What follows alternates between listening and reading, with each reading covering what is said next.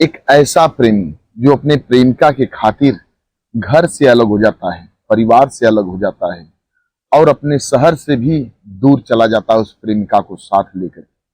लेकिन एक दिन उसी प्रेमिका को ऐसी मौत देता है जिसे आप सब सुनेंगे तो आप सबकी रूहें कांप जाएंगी। आप सब सोचने पर मजबूर हो जाएंगे कि आखिर वो कैसा प्रेमी है जो अपनी प्रेमिका को ऐसी मौत दे दिया।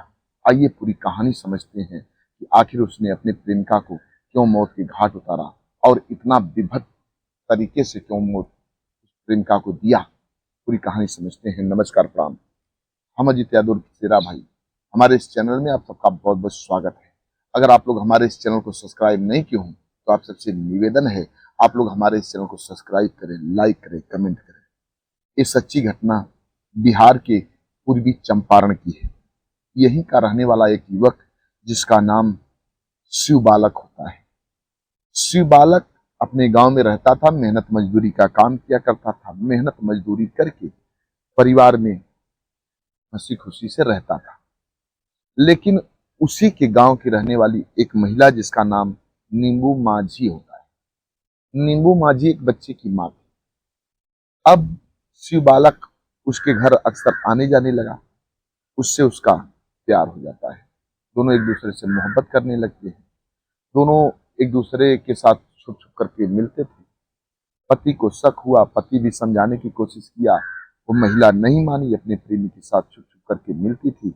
वह शिव बालक भी उसके साथ छुप छुप करके मिलता था। जो नींबू माझी थी, एक बच्चे की माँ थी। एक दिन नींबू माझी शिव बालक से कहती है कि मुझे कहीं दूर लेकर के चलो, मैं अपने पति के साथ नहीं रहना चाहती। शिव बालक कहता है कि तुम्हारे पास एक बच्चा भी है। नींबू माझी कहती है कि तुम्हारे लिए उस बच्चे को भी मैं छोड़ सकती हूँ, तुम चिंता मत करो। शिव बालक कहता है तब तो ठीक है, ठीक है, तब तो चलो मेरे साथ। अब नींबू माझी को शिव बालक अपने साथ लेता है। घर से दोनों फरार हो जाते हैं। कहीं अन्यत्र जाकर के लोग रहने लगते हैं। मेहनत मजदूरी दोनों की जीविका थी। दोनों मेहनत मजदूरी करके अपना भरण पोषण करने लगते हैं। धीरे धीरे समय बीतने लगा। करीब करीब 3-4 महीने का समय बीत जाता है। शिव बालक उस नींबू को, अपनी उस प्रेमिका को साथ लेता है। यूपी के सिद्धार्थ नगर में आ जाता है। यही एक इलाका है सोहरतगढ़। इसी सोहरतगढ़ इलाके में एक निर्माणाधीन लाइब्रेरी का काम चल रहा था। सब कुछ हो चुका था, बस क्लीन करने का काम बाकी था। जो दीवारें होती उसको क्लीन करना था। ये सब कुछ काम जानता था शिव बालक। अब अपनी पत्नी को भी साथ लेता है और वहां के कंट्रैक्टर से बात करता है। फिर कंट्रैक्टर कहता है कि ठीक है, काम जानते हो तो आओ, काम करो। पत्नी को भी साथ ले लेता है। वहां दोनों काम करने लगते हैं। धीरे धीरे 2-4-10 दिन बीतता है। अच्छी तरीके से काम चल रहा था, काम कर भी रहा था और दोनों अच्छी तरीके से अपने रूम में रह रहे थे। एक दिन जो नींबू माझी थी, उसकी तबीयत कुछ गड़बड़ होती है, काम पर नहीं जाती है। शाम को काम से शिव बालक जब रूम पर आता है, देखता है तबीयत काफी ज्यादा नाजुक है, तो उसको साथ लेता है, हॉस्पिटल में जाता है, वहां चेकअप कराता है अपना नींबू का। तो जब नींबू का चेकअप हो गया, डॉक्टर ने रिपोर्ट में बताया कि ये महिला प्रेग्नेंट है। जब इतनी बात शिव बालक सुना, फिर पत्नी को साथ लिया, अपने रूम पर आया। रूम पर आने के बाद अब उसे शक होने लगा कि आखिर ऐसी कोई अवस्था तो नहीं थी कि जो प्रेग्नेंट हो सके। मुझे तो ऐसा कुछ आभास नहीं हुआ कि प्रेग्नेंट कैसे हो गई। लगता है कि इसका कोई पहले से और दूसरा चक्कर है किसी के साथ। यही सब उसके मन में उधेड़ बुन चल रहा था। फिर बालक नींबू माझी से कहता है कि तुम एक काम करो, इस बच्चे का गर्भपात करा दो, अबार्शन करवा दो। जब इतनी बात नींबू माझी सुनती है, कहती कि नहीं, ये तो नहीं हो सकता, मैं ये नहीं करा सकता। ये बच्चा आप ही का है और आपके इस बच्चे को मैं जन्म देना चाहती हूँ। जब शिव बालक सुनता है, तमतमा उठता है। उसे तो शक था कि लगता है इसका किसी दूसरे के साथ अफेयर है, ये मुझे केवल धोखा दे रही है। अब बार बार फोर्स करता है नींबू को, लेकिन वो कहती कि नहीं, वो जीत पर अड़ जाती है कि मैं ऐसा कदापि नहीं करा सकती। अब जो प्रेमी था शिव बालक और तमतमा जाता है। अब 29 जुलाई को नींबू माझी को अपने साथ लेता है बहकाता है, उसको कहता है कि ठीक है जाने दो, इसका गर्भपात मत कराना, अबार्शन मत कराना, तुम चलो, जो लाइब्रेरी का काम कुछ बाकी है उसको हम सब करते हैं। वहां कोई नहीं था उस लाइब्रेरी, जहां वो निर्माणाधीन लाइब्रेरी थी। जब वहां जाती है नींबू माझी, तब कहती है यहाँ पे कोई नहीं है। तब ये शिवबाला कहता है कि कंट्रैक्टर से बात हुई थी, उसने कहा कि ज्यादा लोगों का काम नहीं है, तुम दो दो लोग पति पत्नी हो तो काम कर दो और अपना पैसा बनाओ। इसलिए कंट्रैक्टर की बात को मान करके मैं यहाँ चला आया और चलो थोड़ा बहुत काम करते, थोड़ा बहुत काम किया शिव बालक। फिर इसके बाद बस अपनी प्रेमिका को दिखाने के लिए काम किया थोड़ा बहुत। फिर इसके बाद कहा कि मुझे नींद आ रही है, अब वो वहीं सो जाता है, पत्नी भी सो जाती है। अब जब दोनों गहरी नींद में होते हैं, वैसे तो शिव बालक को नींद ही नहीं आ रही थी, लेकिन नींबू माझी जो थी उसको गहरी नींद आ जाती है। शिव बालक उठता है, देखता है सीमेंट की बोरी रखी हुई है और उसमें जो सीमेंट है वो जाम हो चुका था, पानी से भीग चुका था। आप लोग जानते होंगे सीमेंट जब भीग जाता है तो अक्सर जाम हो जाता है, पत्थर कड़क हो जाता है। अब उसी बोरी को उठाता है शिव बालक और अपनी उस प्रेमिका के सर पर प्रहार करता है, 3-4 बार प्रहार करता है। प्रेमिका के मुंह से खून निकल जाता है और वही प्रेमिका जो नींबू माझी की दम तोड़ देती है 29 जुलाई की रात को।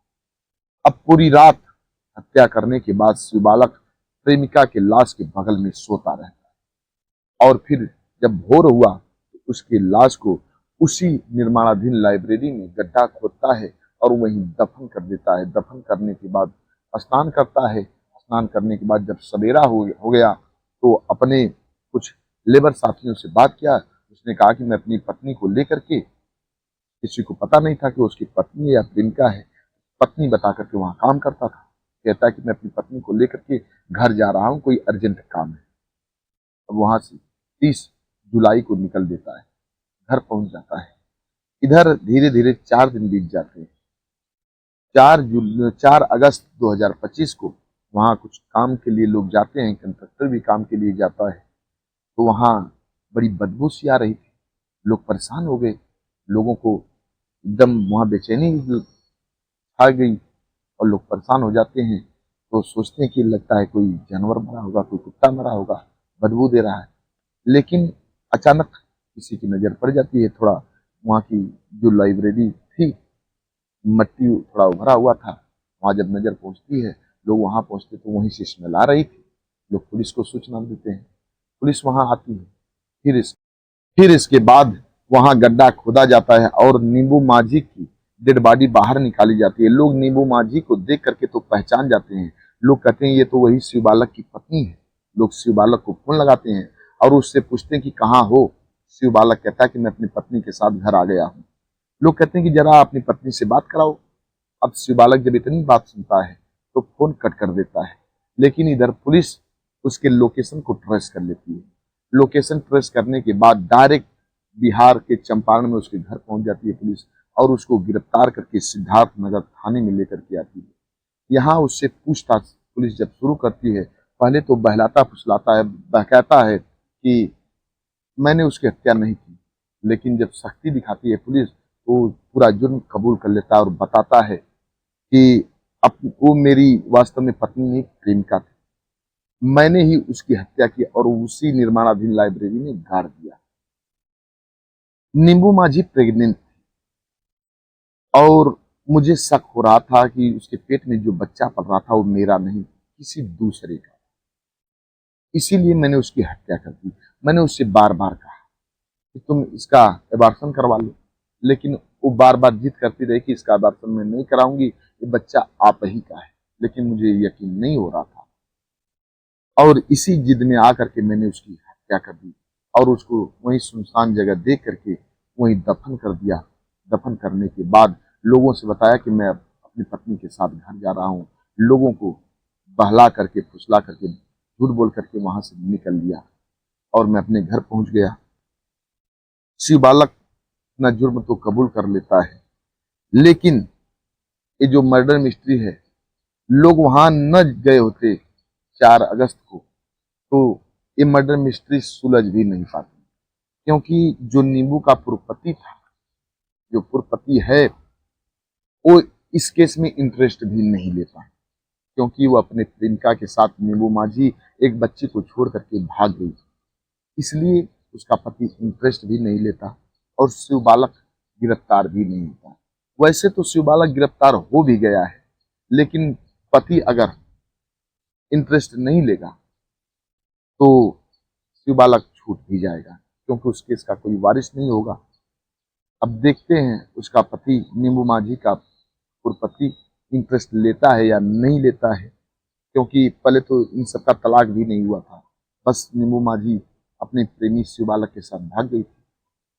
अब नींबू माझी के पुरपति के ऊपर है, अगर केस में इंटरेस्ट लेगा तो आगे शिव बालक पर कार्रवाई होगी, अन्यथा कुछ दिन बाद छूट जाएगी। फिर देखते हैं आगे क्या होता है।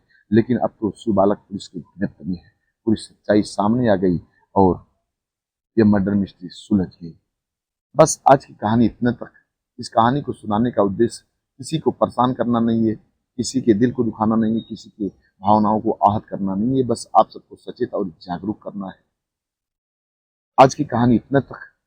कहानी कैसी लगी आप लोग कमेंट बॉक्स में बताइएगा और चैनल को लाइक सब्सक्राइब करना मत भूलिएगा। मिलते हैं अगले एपिसोड में किसी एक नई कहानी के साथ, सच्ची कहानी के साथ। तब तक के लिए नमस्कार।